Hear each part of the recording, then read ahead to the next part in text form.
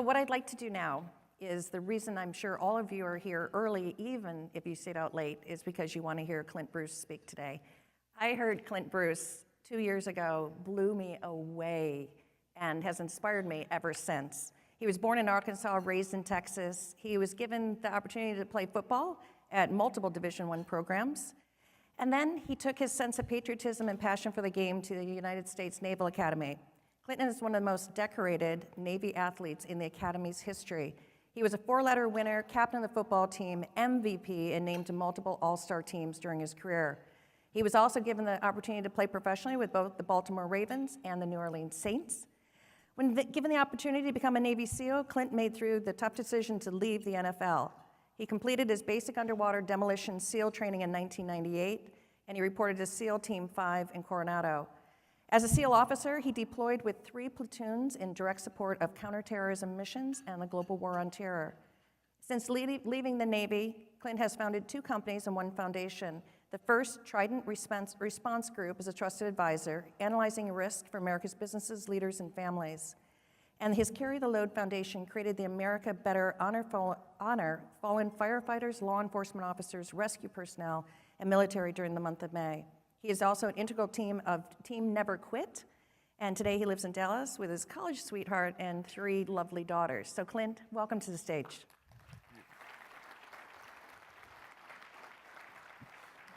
I am so excited to have you. Thank you so much. Good morning. Good morning. And actually, I came in last night around 11, so I was surprised to hear such a resounding good morning. Y'all had a great chess tournament going on last night. It was really good, thoughtful, deep global economics conversations. So here's what's got to happen. I got to go ahead and get this out of the way because I know what happens. Whenever I get opportunity to speak and I'm introduced as a college football player, former professional football player, former Navy SEAL, the image of what that person kind of coalesces in everybody's mind.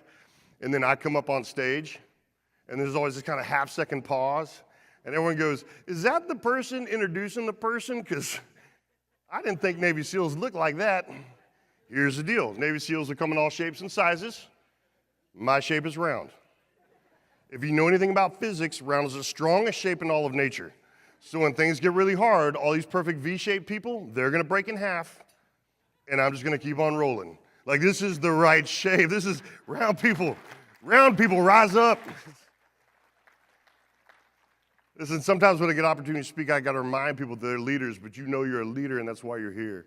And what I want to talk to you about today is this concept called pursuing elite. And here's what I mean by that. Listen, if you're a leader, you make decisions. That's what leadership is, and I think sometimes we got to talk about this when you go back to your workplace, because sometimes people don't think they're a leader. They abdicate that role, but if you're leading, by definition, you're a leader. If you're leading, by definition, you're a leader. There's positional authority for sure, but if you're leading, you're a leader, and everybody's a leader. So we all have to pay attention to this stuff, right? And so I was a SEAL platoon commander. I was a troop commander. I had positional authority, but if it was a sniper-initiated mission, we all work for the sniper till he makes a shot. All of a sudden, we get up to the door, and we got to breach the door, and all of a sudden, we all work for the breacher until he gets us in the house, and then we're moving through the house trying to rescue people. We all work for the person who's in front. Hostage rescue, despite all its complexity, really only has 2 rules. Do opposite of the person in front of you, and the person who knows the most is in charge. Leadership is this fluid crown that moves along the continuum of a mission. I'm in Texas. Football's big in Texas. Everybody thinks the quarterback's the leader. Quarterback's the leader. Quarterback's the leader. The quarterback's the leader when they call the play, but until they call hut, they're just a man with their hand awkwardly under another man's butt. It's a weird deal. If I played football, I'd invented the shotgun. I'm like, I'm not putting my hand under there. I know him. And then they're the leader when they have the ball, they pass and they throw it. Leadership is this crown that moves along a mission. And so as leaders, what we do is we look at what just happened, and we make a decision based on what happened about what to do next. And if we have time, we look at charts, we look at graphs, we look at data, because data reveals a lot of things. We've got to mine that thing to understand what's going to happen next. But if we have no time, we can distill whatever just happened into 1 of 5 words always. Always 1 of 5 words. No matter what, I'm endeavor agnostic. I don't really care what people do. As long as it's morally right and it contributes to the community, it sets a generation, it pays for the generation behind us, have at it. But I care very deeply about how good we want to be at the things that say are important to us. And if we look at what we just did and we got to distill it into 1 word to figure out what to do next, 1 of 5 words will always work, no matter what it was. It was either bad, it was average, it was good, it It was excellent, or it was elite. That's it. It was either bad, average, good, excellent, or elite. Those are the only real outcomes. If bad's an acceptable outcome to you, I don't know why you're here. I don't know why you're here. I don't know why you got invited. I don't know why you came. And if you somehow ninja'd your way into this room, don't come up and talk to me after this. Like, we're not going to be friends. We don't have a whole lot to share with each other. Average has no secrets. In all my 45 years, I've never heard anybody walk up to someone and go, how have you maintained such mediocrity? How have you stayed so slow? You know, when I was going through SEAL training, no one was asking me how to run. That was not a question I was being asked. They called me the 58 wonder. Whatever the limit was, I came in 2 seconds before the limit. If it was a 32-minute soft sand 4-mile run, 31:58. Here I come, across the finish line. 29:58. They're like, Ensign Bruce, why are you coming in 2 seconds before the minimum? I'm like, listen, if the minimum weren't good enough, it wouldn't be the minimum. Like, I'm trying. There's no lack of effort here. If any of you want the secret to big man running, here's the secret to big man running. Lean forward until you're about to fall over, then don't. For however far you got to go. It's just like a controlled fall. It's a gravity-assisted completion of a timed run, right? There's no books on being average. That's not true. There's one book on being average by a comedian named Tom Arnold. He wrote a book that said, my name's Tom Arnold. Here's how I lost 6 pounds in 5 years. That's fairly average. Actually, I turned 40 and I find that'd be pretty ambitious. I'm like, 6 pounds, 5 years. Are you paleo, keto? How do you do that, right? But average has no secrets. And then there's good. And good's okay. If it's not our passion or our profession, good is okay. But if it is our passion or our profession, I would submit to you, the only thing we should be okay with as leaders is, on this continuum of outcomes, is somewhere between excellent and elite. Somewhere between excellent and elite. Well, what's the difference? Is the difference talent? No. We all know this in this room. You're talent aggregators. You've been around talent your entire life. That's why you're here. There's nothing more abundant than unfulfilled talent, unrealized potential. We see it all the time. I'm not a very talented person. I jokingly call myself the achieving average. I'm an achieving average, but I'm not an average achiever. It's a little bit of a play on words. When I say I'm an achieving average, what I mean is if you're to aggregate all my skills and abilities, you would find me to be a high C or a low B in just about everything except for looks. I'm a good-looking guy. I know it. I'm handsome. Y'all like, that's a handsome man. I'm like, I know. You know. I was telling my bride the other day, I'm like, babe, I can turn it down, but I can't turn it off. It just is what it. And she laughed too, which is a little bit hurtful, honestly, because some of y'all aren't good looking either. Now, listen, when I say I'm achieving average, what I mean is my gift was recognizing very early that I'm not gifted, but not changing my aim.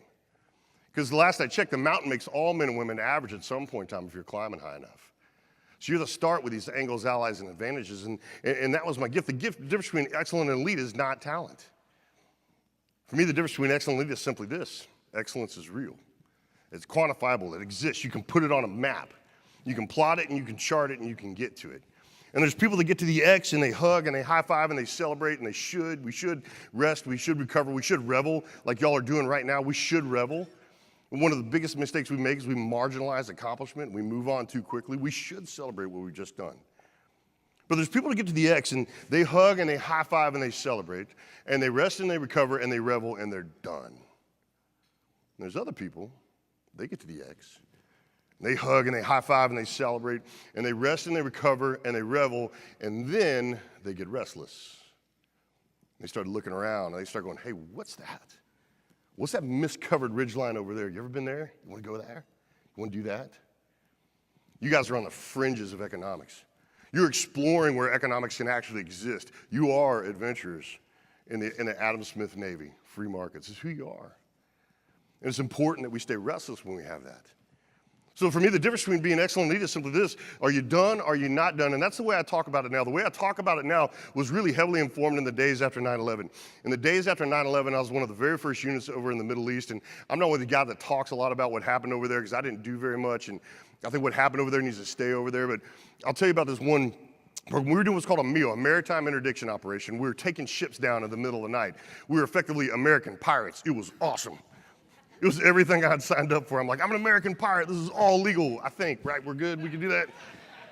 My guys had on eye patches. I'm like, that looks so cool. But you got to take them off when we're working both eyes open. I bought a parrot. It looked amazing.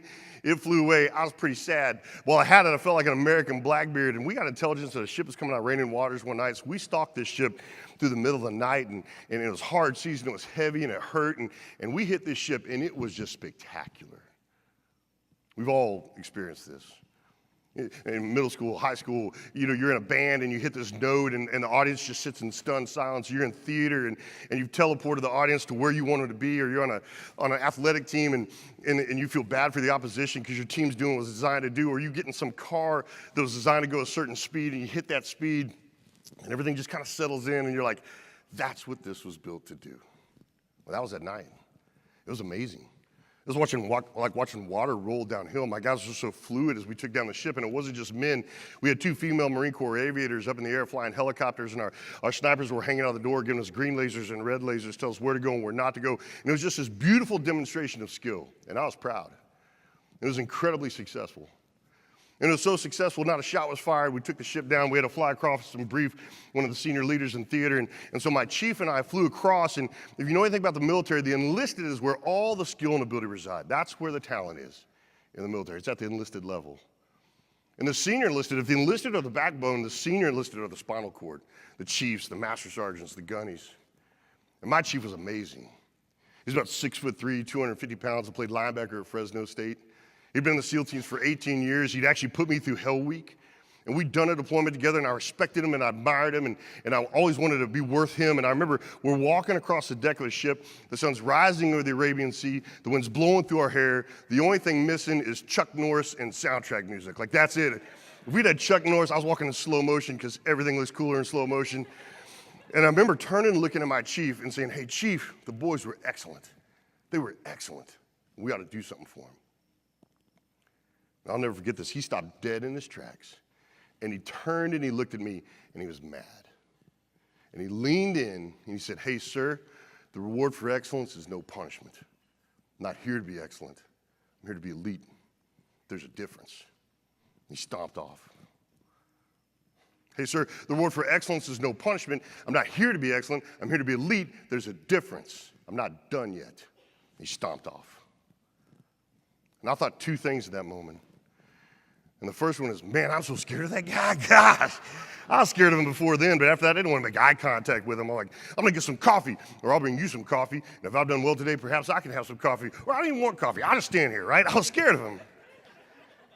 And the second thing was, got it. What he had crystallized in that moment was what I'd known about people my whole life. I lost my father when I was young, so I assembled this kind of cabinet of people I wanted to be like, man and woman, how they're building their families and running businesses and leading men and competing. And I just kind of figured them out, and I just chased these people. And all of a sudden, they all made sense to me. They all had this, despite their diverse interests and endeavors and genders and skills, and all, they all made sense to me, and they had this one thing in common. They weren't done yet. They were going to use their time. So for me, the difference between excellent and elite became the difference between being done and not done. And as this process guy, this guy that's not inherently gifted, who has to figure out the system, what I realized is, okay, what are they not done doing? And I remember I wrote this down on my note on the ship, and I said, here's the 5 things I see people not done doing. These are tracks that they're on. They're not states and points in time and X's on a map. These are just pursuits. And I called these things the pursuit points, and that's what I want to share with you today, and there's 5 of them. And the first one is this: elites are balanced. They create high ground for hard days because they know that hard days are coming. Elites are curious. They want to find out. They don't want to be found out. They know that what they're doing tells the truth. And if you don't do the work, the world's going to know when the lights are on. They're tribal. They do stuff like this. They know they need something more than themselves, do something bigger than themselves, and they're always trying to do something bigger than themselves. They're intentional. They always know why they're doing what they're doing, and they're authentic. They preach from their pain, and they share their scars. And so as a young SEAL officer in his early 20s, I just started creating these criteria for the day. Hey, was I these things for the day? What I want to do is I want to talk about these at a higher level and distill them a little bit, tell you how I'm trying to use them, because I'm not talking to you from a state of being done. I'm talking to you from a state of, here's what I'm doing.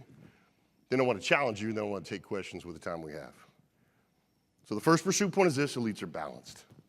They create high ground for hard days because they know the hard days are coming. Listen, when I say balance, I don't mean an equal distribution of. That's not what I mean. What I mean when you say balance is always having an answer for what to do when it goes wrong, because it's going to go wrong.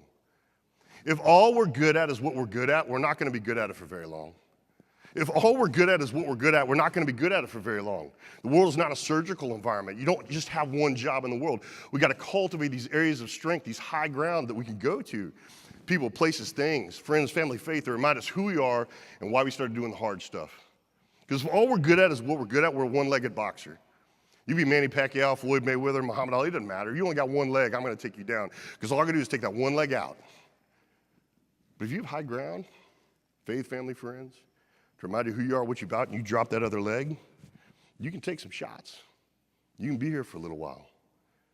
There's a movie called The Act of Valor. It's about the SEAL teams. It's a good movie. I like it. My friends are in it. I'm proud of it. My favorite part of the movie isn't the action. It isn't the shooting. It isn't all that other stuff. I've lived that world. I understand that world. My favorite part of the movie, the most meaningful part of the movie is the very beginning. In the very beginning of the movie, there's a letter that's being read to the daughter of one of the men that we lost. We do that. You write this letter that you hope no one ever reads. And you come back, you tear it up, and on your next big mission, you write another one. And when we fall, that letter is read to our family, and in that letter, he says to the daughter, he said, your father said the only thing bad about growing old is that other people stop thinking you're dangerous. I don't want to ever not be dangerous. I don't want to ever not be seen as dangerous. And I don't mean physically violent when I say that. That's not what I mean. When you try to hurt me and those I love, you'll find that part of me. But when I say I want to be dangerous, what I mean is I want to be a formidable foe. I want to be a worthy adversary. If you and I are competing in something, I want you to know you better be ready because I'm going to be ready. And our craft will elevate by our mutual readiness, right? I want you to know if it's going to go long, I'm going to be ready to go long, so you should too. I want to be dangerous. I want to be a formidable foe. I want to be dangerous. I don't want to be reckless. Well, what's reckless?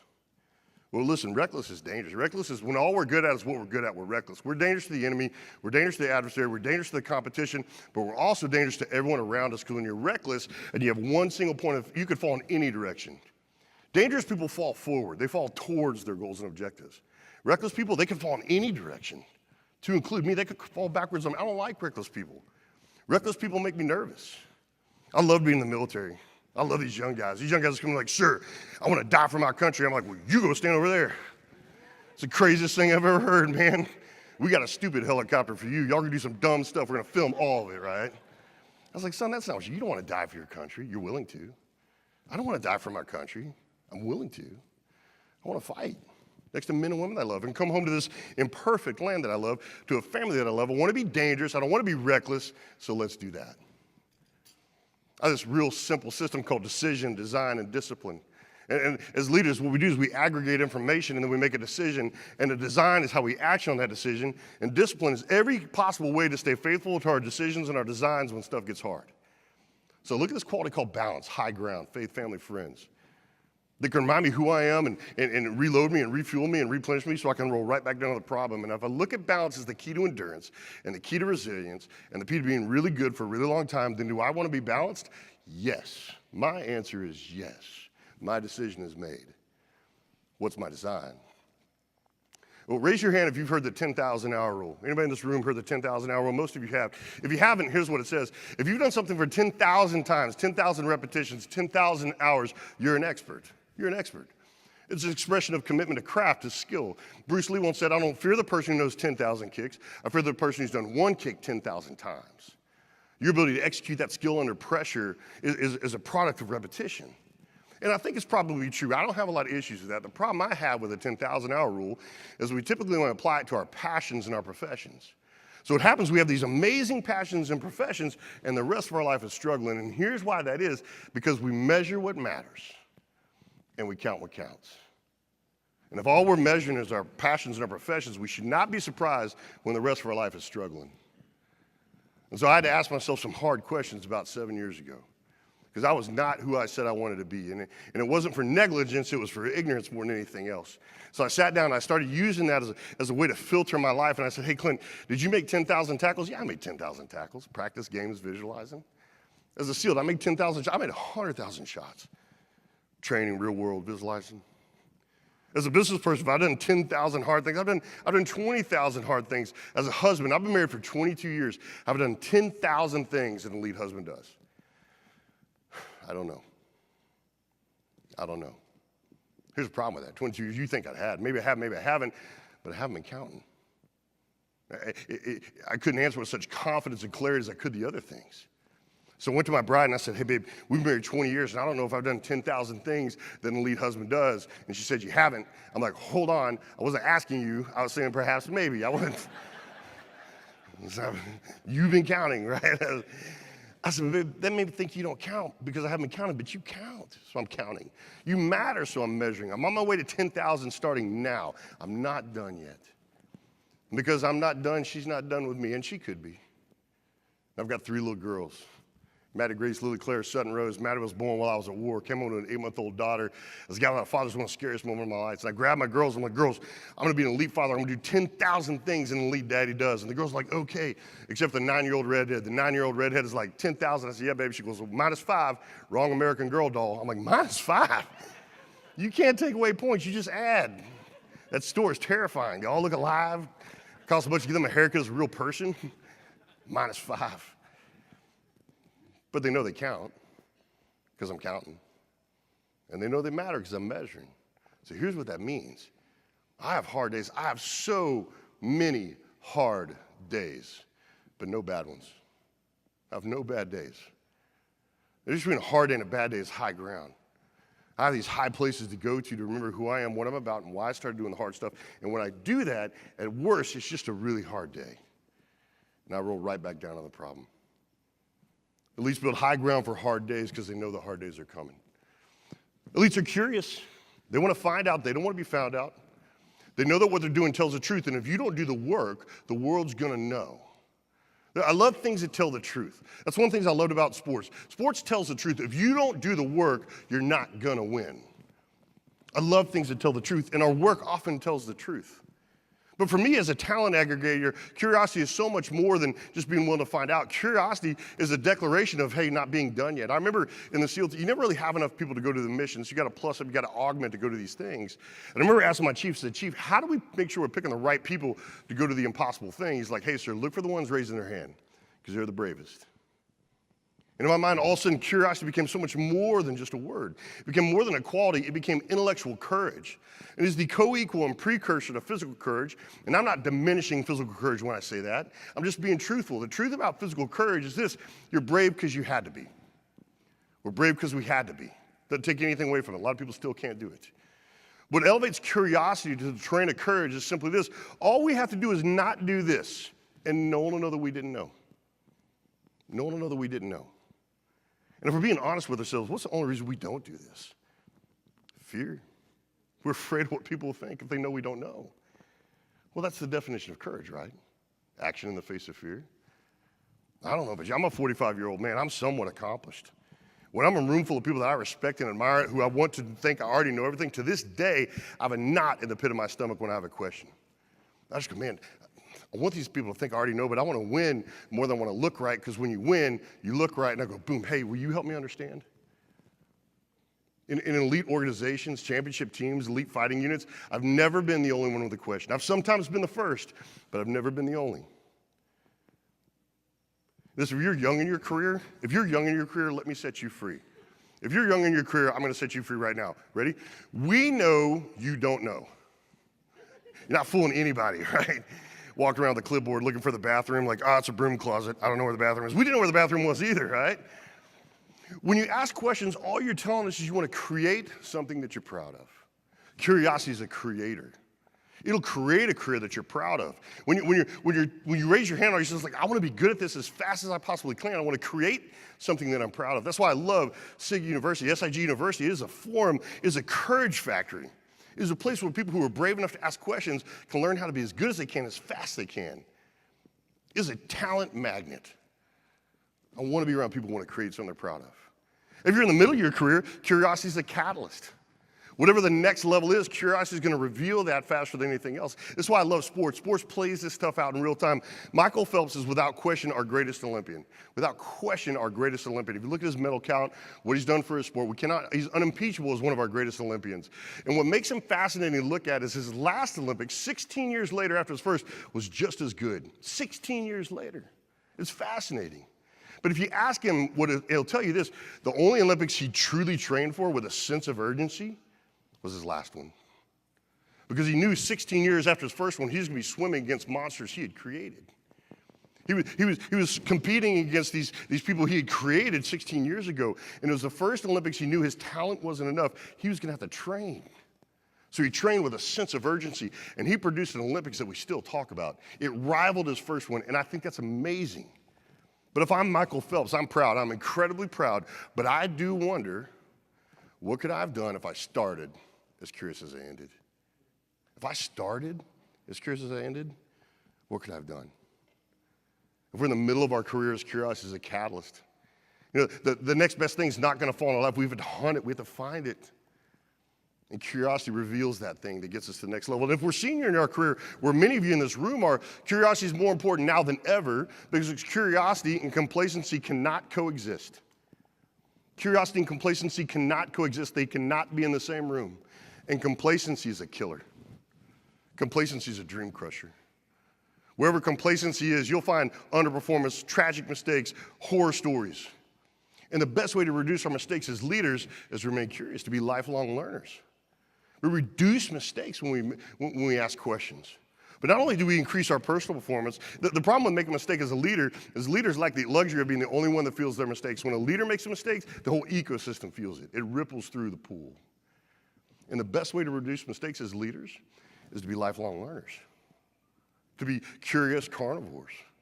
And a few things happen when we do that. One, we reduce our own mistakes. But two, we tend to attract people that want to create a career that they're proud of and get as good as they can, as fast as they can. And that's a good day at work, to be surrounded by that.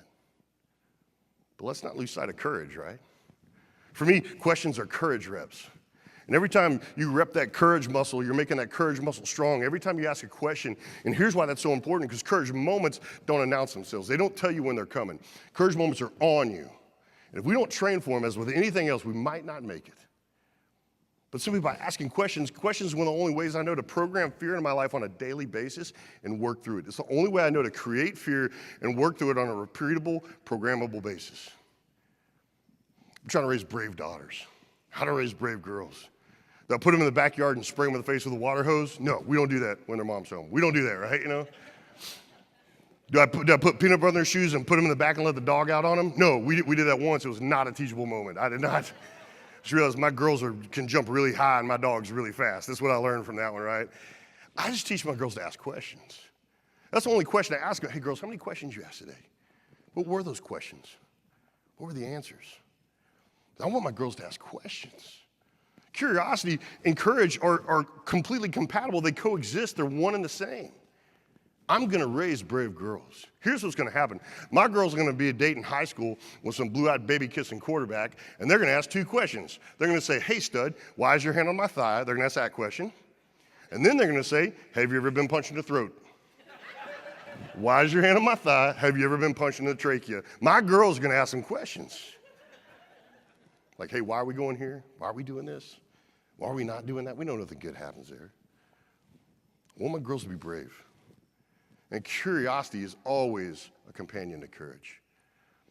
Elites are curious. So elites are balanced, elites are curious, elites are tribal. Elites do this. They gather, they learn from each other. You know, when you see groups of people, you can always call them one of four things. They are gaggles, groups, teams, or tribes. That's it.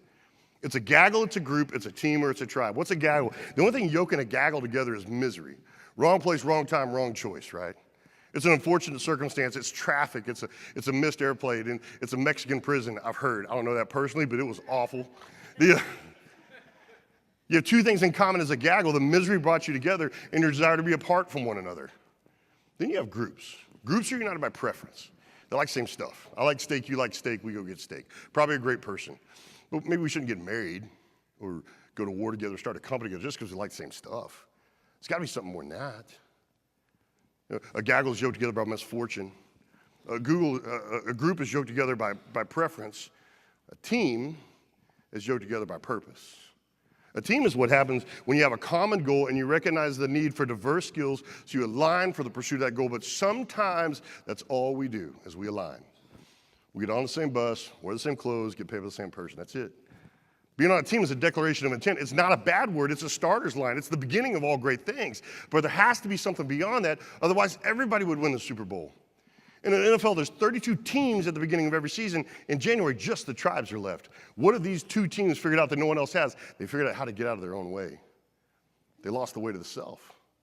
See, in tribes, the individual doesn't matter. The only thing that matters in a tribe is the mission and the man and woman next to you. You literally lose the weight of the self. And that manifests itself in all these different performance attributes. There's this great Hawaiian race, the canoes, where you have guys racing canoes, the dragon boats. And if you all of a sudden had a dragon boat and you kept the strength, skill, and capability of the rowers, but you lost the weight of the self, that boat would win every time. It retained the performance attribute, but it lost the weight. And when we become part of a tribe, we lose the weight of the self. All that matters is the mission of the man and woman next to you. And we achieve flexibility and resilience and endurance that teams simply don't have. Do tribes have differences? Yes, they're full of people. Tribes have tons of differences. But tribes know that the differences don't matter as much as the destination, so they deal with the differences, honestly, directly, because they're in the way. In the special operations community, we say 2 is 1 and 1 is none. We're not the only people that say it. It's been around long before me. But what we mean by that is if we're by yourself, you're wrong. If you're by yourself, you're wrong. There's nothing in our world that celebrates the achievements of a single person because we know it doesn't work. Everybody in this room probably knows who Marcus Luttrell is. Marcus is wonderful, lone survivor, famous Navy SEAL. And Marcus, everything you think about him is true. He's wonderful, he's funny, he's patriotic, he's an incredible husband and daddy. And his twin brother Morgan is every bit the man that Marcus is, a decorated Navy SEAL in his own right. And Melanie has saved Marcus in a way that none of us can. Melanie has saved Marcus. We brought Marcus back to America. Melanie brought him home with this audacious, borderline reckless love that I think sometimes only women have the courage for. Melanie has saved Marcus in a way that none of us could. And the truth is this: Marcus, Mel, they'd love for us to not know him.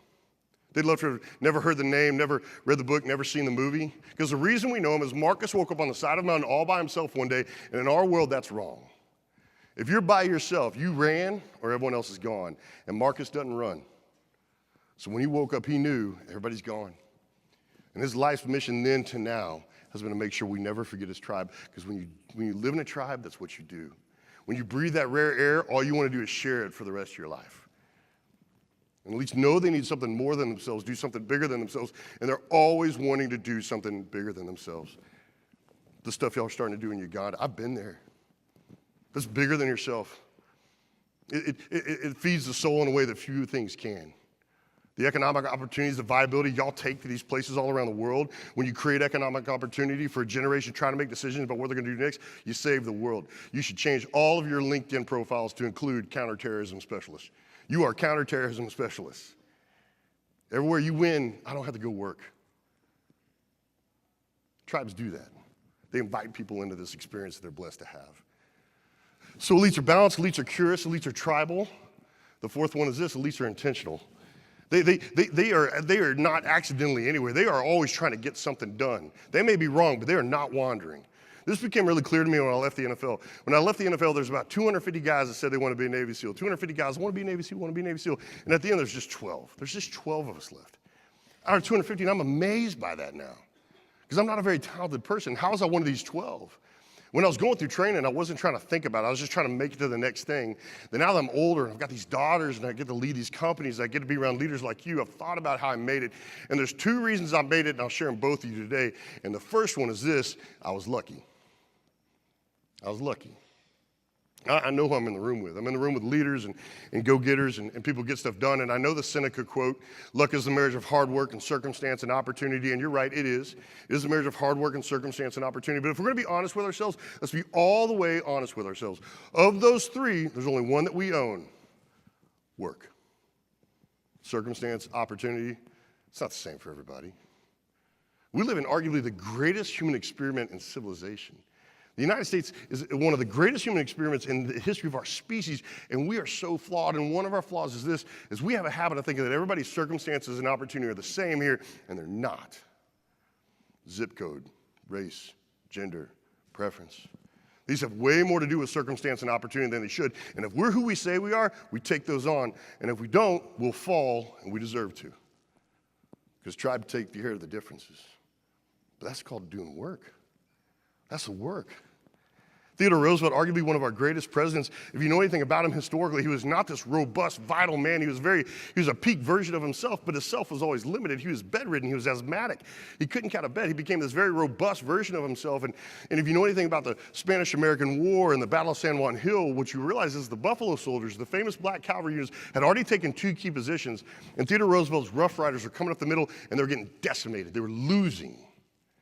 Until Theodore Roosevelt, asthmatic, stood up in the middle of the fight and said, hey, do what you can where you are with what you have, and we win. Do what you can where you are with what you have, and we win. Also known as work. Do the work. So I did the work. I made it through Hill Week. I made the runs. I made the swims, but I didn't get hurt. I was loved a certain way. I was led a certain way. I was given opportunities other people didn't have. And it doesn't take anything away from it. I just want to be lucky again. It just makes me stay humble. I just want to be lucky again. But what I know about this at 45 is the harder I work, the luckier I tend to get. So the first reason I made it is I was lucky. Second reason I made it is 12 of us never forgot why we were there. So it didn't matter what we had to do that day. We knew why we were there. What science is revealing, functional MRIs and all these other things, what it's revealing is what elite achievers have known for thousands of years. You can't multitask. It doesn't work. That's not how we're wired. We're not created and designed that way. We can't carry 2 thoughts at the same time. You can think about one thing at a time. Under periods of extraordinary stress, you can channel swift pretty quickly, but you can't carry 2 thoughts at the same time. So when we're going through hard things, we're either thinking about what we have to do or remembering why we started doing it. And if we think too much about what we got to do, sometimes we won't make it. We'll ring the bell because the what's are hard, and they're many. But the why is why we started doing the what in the first place. The what's are the one mores. 1 more rep, 1 more mile, 1 more minute. 1 more pitch, 1 more flight, 1 more rejection, 1 more call, 1 more, all the 1 mores that a lot of people won't want to do, and that's why they're not here today. But you know why you're doing something? It's just 1 more. Hey, I know why I'm here. That's just 1 more. I'd go into work that day, and they say, hey, you're going to run 14 miles. And I'd raise my hand. I'm like, I'm sorry. I thought you said 14 miles, because I'll give you all a second to process this. I'm not a runner. I know y'all are looking at me like, that man is a gazelle. He can run for days. It's not true. I don't like running. If you run marathons, stop immediately. I'm going to try to save your life. Right? I'm a historian. Battle of Marathon, Greeks won. Philippides ran 26.2 miles. He went up to the king. He goes, we won. You know what he did? He died. And I don't think we need to model that kind of behavior. I think it's foolish, irresponsible.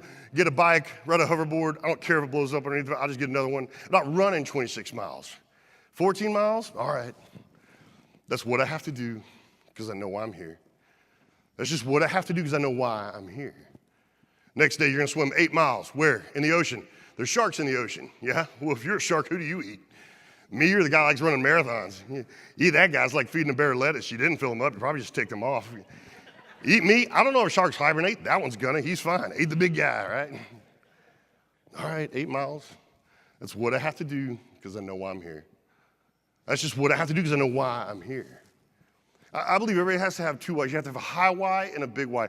And our high why is why we exist, and our big why is why we do what we do. Why do we use our time and our treasure and our talent the way that we use our time, our treasure, and our talent? And if we don't have those things, we're not going to make it as far as we want to. And I'll tell you my high why and my big why for 2 reasons. 1, I want to put it in motion. I want to apply it. I want to help you understand what I'm saying. And 2, remember I said it earlier, decision, design, and discipline. Here's the discipline. When you publish your plan, you're giving everybody that heard you permission to hold you accountable to your plan. And that's scary, but failing is worse. You know, I tend to paint myself into the corner of the man I say I want to be. I deny myself the low roads of exit because I need it. I need that accountability. My high why, I've talked about them a little bit today.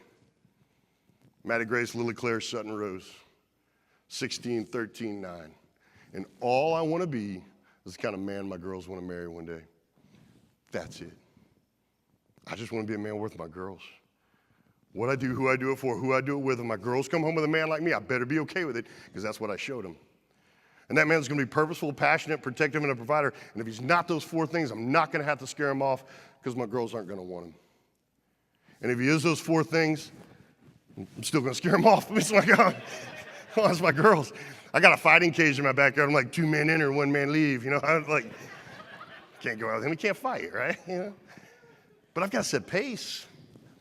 My big why, I want to work for the best leaders in America, create amazing careers for veterans and their families as they come home. I want to work for the best leaders in America and create amazing careers for veterans and their families as they come home. I know why I'm here today.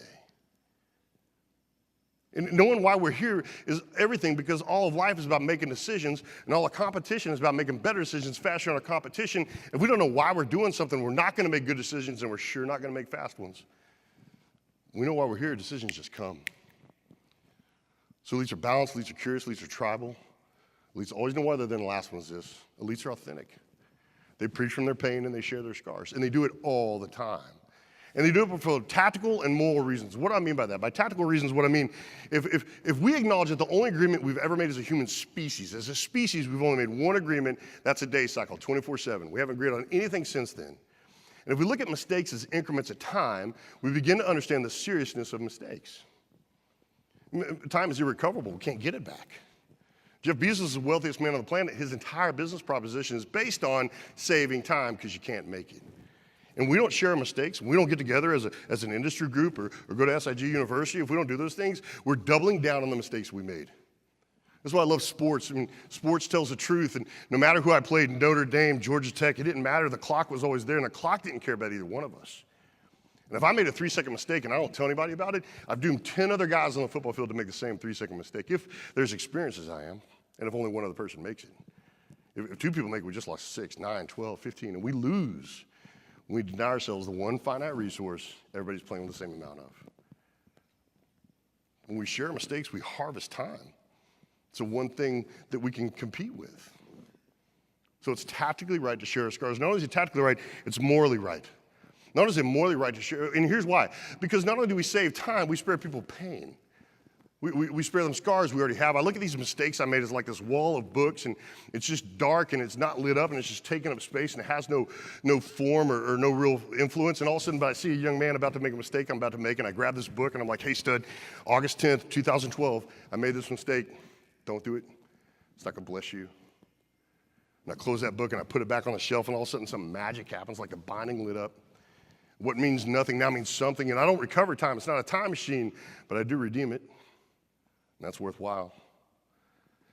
I have this t-shirt that says, I beat anorexia, because look at me, I crushed anorexia. I'm not trivializing that eating disorder. It's an inside joke between my bride and I. When I was in college, my bride was at the University of Arkansas, and I was at the Naval Academy, and my sister was at the University of Arkansas, so I flew to University of Arkansas to see my sister, and by sister, I mean her sorority sisters, because I wanted to make sure she had good friends, because I care. I'm a caring brother, so I didn't know all her sorority sisters to make sure they're really good people, because, who wouldn't, right? And I met my bride, and it was lights out. And I asked her on a date, and I didn't have a lot of money when I was growing up, so when I took her on a date, it was a really big deal. And we went to Olive Garden, and it wasn't even all-you-can-eat breadsticks night. Like, y'all know that one? Eat a half pound of breadsticks. Like, oh, you're full? You want to go get yogurt? You can do a whole date in under $10, right? It wasn't breadsticks night, and she ordered a grilled chicken Caesar salad, and she was just picking at it. And I come from a family where you eat what you order. So I was having this internal dialogue, and this guy was saying, like, don't say anything, don't say anything, don't say anything. But I was born in Arkansas, so this guy's like, yeah, roll it out there, man, see what happens. And I remember looking at her and just going, I really like you. And I think you really like me. And I think we'd have something amazing here. But if you don't strap on the feedback, we're going to have some issues. That was $9.89, and I'm not taking a salad home with me. You can't take a salad. It doesn't even keep you get beat up. You go to football house. And I went this rant about what you get. You eat your order. What I did not know at the time is my bride was knee-deep in the throes of anorexia. It just had her. Man, its hooks and claws were deep. And the world was telling her to look and be and do, and she just kind of bought it. And everyone in her life that loved her was screaming at her, no, just be you. And I did not cure her, but I'm part of the choir. And I did not save her, but I am part of the symphony. And here's why that matters so much to me. I have 3 little girls. And if anything, the world's harder now than it was then. The pressures my daughters face are incessant and all surrounding, and they never stop. But I'm going to do everything I can do as a daddy to make sure they see them the way I see them. And I'm going to love them recklessly and fully, but the world is the world. And the numbers are the numbers. And what the numbers tell me is with 3 daughters, I'm going to have a kid. The eating disorder is going to come to my house, either all my girls or one of their friends. And here's why I'm okay with it, because I know what my bride's going to do. She's going to come up to me and go, babe, I'm going to go talk to the girls. And I'll go, do you want me to come? She goes, no, I've got this. And she'll walk into the room, and she will close the door, and she will roll up her sleeves, and she will share her scars. And she will save them such pain. And she may even save their lives when she does that. And that's what elites do all the time. They spare people their scars and their pain. The truth is this. I loved being in the military. I loved everything about it. I loved everything in the Navy. I loved our language and our lessons and our lore. And as this young teenager who just buried my father and these friends, I had to find this battle cry. This thing is just mine. They can beat you. They can do whatever they can't. This is written in your bones and your marrow. And the saying for me became hold fast and stay true. I used to write it on my knuckles, HOLDFAST, STAYTRU, for every game, for every mission. If I do anything that matters to me, remember who you are, what you're about. And here's what it means. In the olden days, when ships were made of wood, and the ships would go out to sea and the storms would rise, everybody on the deck of a ship would look at each other and yell, hold fast, hold fast, hold fast. What they're telling each other to do is grab the stuff that lasts. Proven, strong, weathered, scarred, still here, still here. Stay true is for you. It's for me as the leader, person with a ship's wheel in their hands. And they go, stay true, stay true, stay true. And they're saying, it's like, hey, there's a place we're going for. This got really hard. And you're going to let the winds, the waves, and the storms steer, so you're going to stay true. And we need you to stay true. The influence of this room is unbelievable. The economies that you resurrect with a decision saves lives. You are truly in the counterterrorism space, whether you knew it or not. And we're going to have 1,000 opportunities today, to be bad, average, good, excellent, or elite.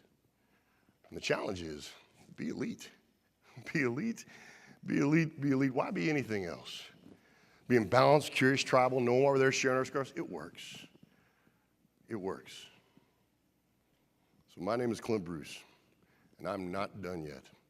Hold fast, stay true, and thanks for letting me spend some time with you. Thank you so much. I appreciate it. Thank you. We have a few minutes. We have a couple minutes for questions. Yeah, if anybody has any questions, I'd love to. So we have 2 mics up here. They're the catch boxes. Brittany, hold yours up. And there's Haley over here. If anyone has a question, raise your hand and we'll toss you the mic. Yeah. Beard care, VO5 hot oil, that's my preferred, really. So you can only shine this up so much, let's be honest. Who's got questions? Back Yes, over sir. here. Okay. Great speech. Thank you, sir. A quick question for you. I know that in the military and what you did, detached thinking is a really big thing. Yeah. To be able to detach from the situation Sure. and see it from above. So just curious how you see that, translating over into the business world and being elite. I think being able to run two parallel lenses. Like for me, the question was, detached, clinical, dispassionate thinking. I've never been a fan of completely being devoid of emotion when you make calls. Because I think that tethers us to morality and humanity, right? I am a fan of being able to create distance and run 2 different filters. One, to gain perspective so you can see the thing from the top down in all these different directions, but never completely dissociating ourselves from ethics. I was talking to these young high school kids, and I said, listen, you got a great biology teacher. I think she's fantastic. Here's a biological truth. You got to live with yourself for the rest of your life. Ethics is how that feels.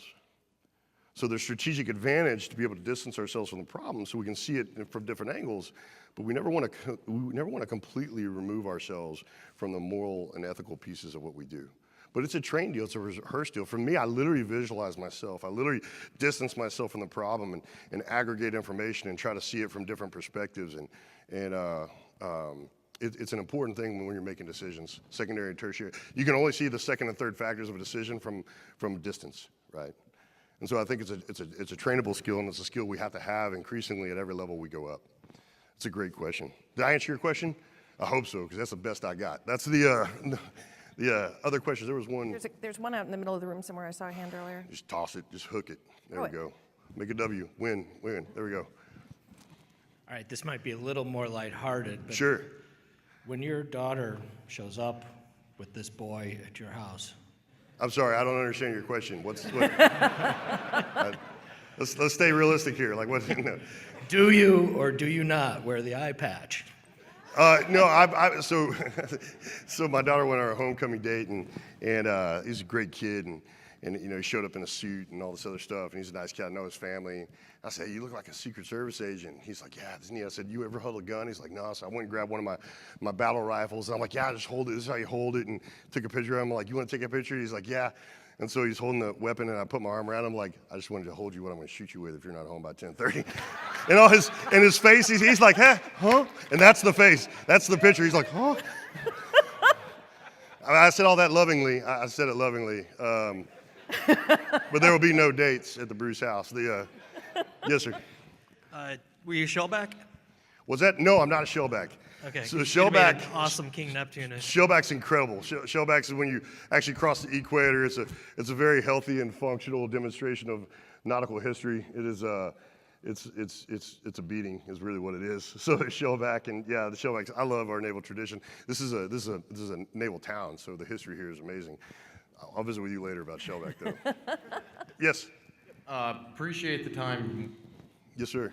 Was curious when it comes to trying to create diversity and get to that elite status as a procurement organization, with trying to bring in inclusion and diversity. Sure. But primarily looking at veterans. Are there any specific outlets that you recommend yourself in trying to reach out to the veteran community? No, I love that. So the question is, hey, in a spirit of diversity, how do you create this diverse, how do you aim tightly towards one of those things? And I'll tell you, there's incredible resources out there. America's Warrior Partnership. I'll actually push out a list of some of the organizations that I think do the best at collating talent exiting from the military and positioning them for success. I mean, most people don't understand the military, only 20-25% of the military is actually the warfighting population. 75 to 80% of that, they're exact replicas of private sector endeavors. We have accountants, we have logisticians, we have all this other stuff.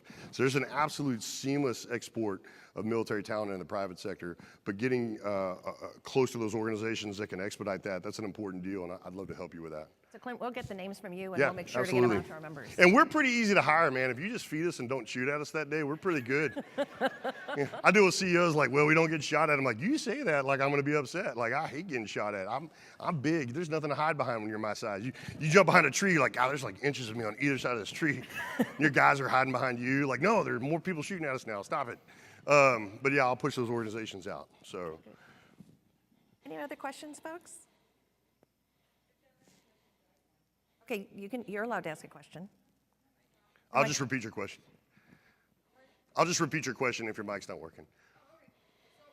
In your day-to-day life, what do you feel like is a trait that you come across in yourself or something that you come across in your day that's difficult? And then what is your plan every day to get through that difficult trait? I love that question. So the question is, if there's a consistent trait that you find yourself struggling with on a daily basis that's critical to success, what is it and how do you work on it? And I mentioned it earlier, truthfully, it's curiosity. For me, curiosity is so important because if I'm a talent aggregator, I desire to be around talent all the time, but I don't desire to be around retired talent. And so when you find someone who's not curious, then what they're telling you is, hey, I'm perfect or I'm done. And you're not perfect, so now you're a liar and you're lazy. So for me, rejecting complacency and using curiosity, it's allowed me to not rest, and it's allowed me to be intentional, and it's allowed me to surround myself with people who aren't done as well.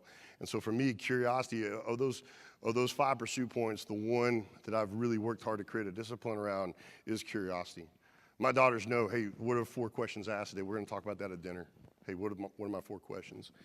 You know, moral, mental, physical, academic. But for me, curiosity is that one routine. And I said it earlier, curiosity is one of the only ways I know to program fear into my life on a daily basis and work through it. So for me, curiosity is the absence of it will almost always produce a bad day, or a hard day at least. So that's a fantastic question. Love that. We have the last question we can take is in the middle of the room somewhere. Yeah, good throw. Follow through. How do you transition a team to a tribe? That's a great question. The question is, how do we, and really that's the leader's challenge. The leader's challenge is recognize we're in this continuum between gaggle and tribe that we are and drive towards tribalism. And there's a bunch of different ways to do it. The way I've always tried to do it is really this. You got to have total unity in the why. Everybody has to be there for the same reason. Total clarity on why we're here. And then it's unprecedented curiosity in yourself and unprecedented curiosity in your teammates. But the curiosity is a little bit different. If you were to ask yourself 10 questions, 8 of those questions have to be about your craft. How do I get better at what I'm supposed to do here? And then 2 of them are about just you. Hey, why do I do this? What's my origin story, right? And when we go to our teammates, it's flipped. It's 2 questions about their craft, what they specifically do, because they do something different that you're not going to understand it anyway. And then 8 about kind of who they are and why they do what they do. And when you show a genuine interest in people's lives, you build this relational credit that allows you to be really honest and really fast. When I was at Annapolis, they were used to losing. The only reason I started for 4 years, there's only a couple reasons you start for 4 years. You're really good, or the team you join is really not good. So if you look at Naval Academy early 90s, you'll figure out why I started for 4 years. But people were just okay with losing, and I couldn't take that, right? We're a war-fighting institution. We're not supposed to ever be okay with losing. So I told everybody, I said, listen, if anybody gets up under their own power, I'm going to knock out the person closest to them, because teams help each other up. And no one believed me for the first 2 practices. I hit everything. Hit a film guy, hit a coach, I hit a dummy I thought was a person. And everybody was like, all right, when I fall down, I'm just going to lay here till someone gets me, because that knucklehead Clint's going to knock people out. But we had this culture of helping people up. We were playing Notre Dame later on that year, and I've seen this on video once. Halfway through the second quarter, the color commentator goes, hey, watch this. No one at Navy gets up on their own. As soon as the play over, there's a dead sprint, and they're running to each other to help each other up. I wish I'd have played for a team like that. And what you don't know is when you're helping somebody up, you can be really honest with them. Man, you got burned on that one. Yeah, I know. He's really fast, right? You know? But for me, that's always been a way to kind of create a tribe. I had total conviction of the why, self-curiosity, curiosity in others, weighted to how I just described it. I love Listen, that. that's why y'all are here. I mean, I love this, and I can't express enough how important your job is. Where y'all are successful, guys like me don't have to go work. And I love being at home with my family, and I love guys not having to do their deadly trade. And so that's why I was so excited to be here. So y'all are fantastic. Hold fast, stay true, and thanks for letting me spend this morning with you. So I'm a little sweaty. So what did I tell you? You were going to be inspired this morning, and I just tell you, I just absolutely adore the stories and the analogies, and I've thought of you every day for 2 years since I first heard you speak. So you've meant a lot to me, so thank you.